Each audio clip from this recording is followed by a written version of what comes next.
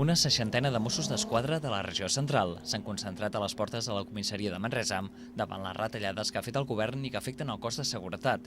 La concentració s'ha fet tant dissabte com diumenge al migdia i no tan sols hi havia agents, sinó que familiars i amics també han donat suport a la protesta. El motiu, com dèiem, el rebuig a les retallades. Els Mossos estem en lluita, els Mossos hem dit prou, no volem pagar aquesta crisi, ens estan retallant en seguretat, no tenim material i per tant aquesta lluita fins que l'administració no ens doni el que volem continua.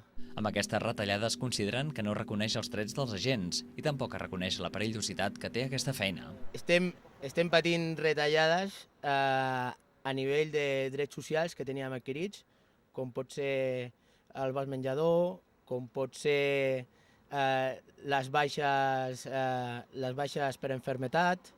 Estem patint tota una sèrie de retallades i d'ajudes que rebíem per la nostra condició de cos especial, perquè aquí el que estem reivindicant és que els Mossos són un cos especial i que la nostra feina té una perillositat i que s'ha de reconèixer.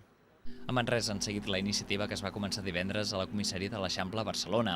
Tot i així, els agents de la regió central no han donat suport a la forma de protestar, que era deixar d'utilitzar el català i utilitzar símbols espanyols en contra de les retallades de la Conselleria d'Interior. De seguida, la comissaria de Manresa va mostrar el seu desacord amb aquesta mesura.